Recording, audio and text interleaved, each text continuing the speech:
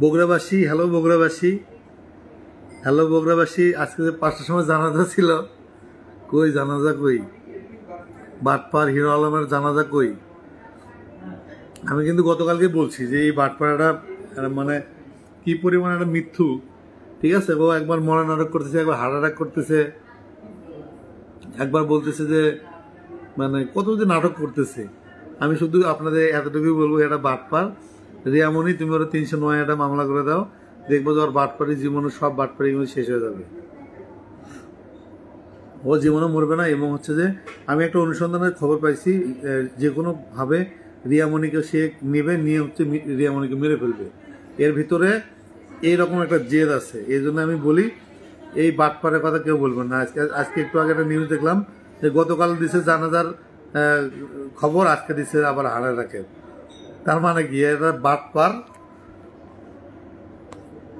ও জীবনে মরবে না। আমি কিন্তু বারবার বলছি, কারণ হচ্ছে ওরা তো চিনি, ও জীবনেও মরবে না। কারণ হচ্ছে যে এটা হচ্ছে যে সব একটা ফাজলামি করে ও হচ্ছে ব্ল্যাকমেল করা আর কি, ইমোশনালি ব্ল্যাকমেল করে রিয়াকে ফেরানোর চেষ্টা করতেছে। আসলে হিরো আলম যে কতটা বাটপার, এটা হচ্ছে যে কালকে খবর পাবেন, ঠিক আছে? আজকে আমি সারাদিন কোর্টে ছিলাম, মামলার পরিস্থিতি চলছে, ঠিক আছে? আমার থেকে 50,000 টাকা হচ্ছে যে হিরো আলম মেরে দিছে, এবং তার সাথে যুক্ত ছিল ডিবি হারুন। এই ডিবি হারুনের দোসর হচ্ছে হিরো আলম।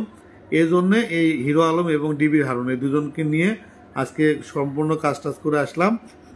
কালকে হচ্ছে এদের নামে মামলা করব, কারণ হচ্ছে আমার 50,000 টাকা ধার নিয়ে ও আত্মসাৎ করছে, এবং ও লিখিত দিছে যে আমার টাকা 1 মাসের মধ্যে দিবে। টাকা না দিয়ে ও আমাকে হচ্ছে যে একটা কি বলে মনিটাইজ ছাড়া একটা 3,000 টাকায় কিনে আমাকে একটা ইউটিউব চ্যানেল দেয়, যেটা আমার সাথে প্রতারণা করছে, এবং আমাকে বিভিন্নভাবে হেনস্থা করছে, এবং আমাকে হত্যার হুমকি দিচ্ছে। এখান থেকে আমার কাছে মনে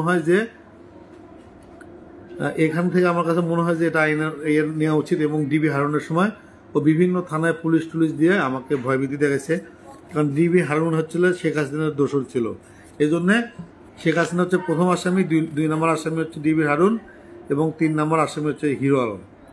আমার টাকা নিয়ে আত্মসাৎ করছে, এবং হচ্ছে আমাকে ডিবি হারুনের দোসর আমাকে বিভিন্নভাবে ভয়ভীতি হুমকি দেখাইছে। এই জন্যে আজকে সারাদিন কোর্টে ছিলাম। কোর্টের থেকে কাগজপত্র রেডি, আমি আগামীকাল হচ্ছে যে এই হিরো আলমের নামে আমি হচ্ছে মামলা দায়ের করতেছি। কারণ হচ্ছে এই বাটপার এখন হচ্ছে যে রিয়ামণিকে হচ্ছে জ্বালাচ্ছে। রিয়ামণিকে আমি বলবো, আমার ভিডিও যদি দেখো, তুমি এই বাটপাড়ার নামে একটা 309 একটা মামলা দেবো, কারণ আত্মহত্যার এই যে নাটক করে তোমাকে আসলে মেরে ফেলবে। আমি কিন্তু বারবার বলছি, গতকালকে লাইভে গিয়ে বলছি ও মরবে না, কারণ এগুলো হচ্ছে তার নাটক। এই বর্ষা চৌধুরীর মতো এই বাটপার এগুলো মূলত করে মানুষকে হচ্ছে যে হেনস্থা করে এবং নিউজে থাকতে চায়। এদেরকে বয়কট করতে হবে। এই বাটপার আর হচ্ছে যে বর্ষা চৌধুরী, দুজন কিন্তু একই রকমের বাটপার। এদেরকে কখনোই কোনোভাবে মাফ করা যাবে না, এদেরকে বিতাড়িত করেন। ভালো থাকবেন। শুধু এতটুকু বলি, ওর যে হার্টের এটা নাটক, ঠিক আছে? এরা হচ্ছে নীলক্ষেত্রে সার্টিফিকেট বানায়, এগুলো করে, এগুলো প্রমাণ আমি দিব, এবং এদেরকে বয়কট করেন।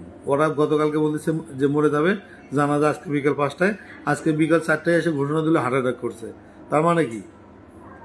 এবং ওর ছেলে মেয়ে ছোট বাচ্চা, তাদেরকে নিয়ে ও মূলত হচ্ছে এসে লাইভে মানুষকে বোঝাচ্ছে, এবং তার ছোট বাচ্চারা হাসাহাসি করতেছে।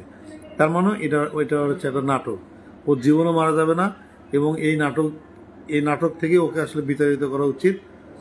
একটা বাটপার, এবং এই হিরো আলমের বিভিন্ন মেয়েদের সংসার ভাঙছে, এবং হচ্ছে লিভ টুগেদার করার খুবই তার বেশি, প্রবণতা বেশি। এবং ও হচ্ছে যে বিভিন্ন মেয়েদের সাথে আপনার হচ্ছে যে কি বলে, রাতের বেলা যে ফোন কল, যে ভিডিও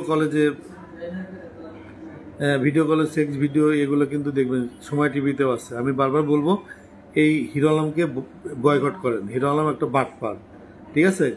আবার কাল কথা হবে, ভালো থাকবেন। ও জীবনে মরণ, ও একটা বাটপার। রিয়ামণি ওর 309 একটা মামলা করে দাও।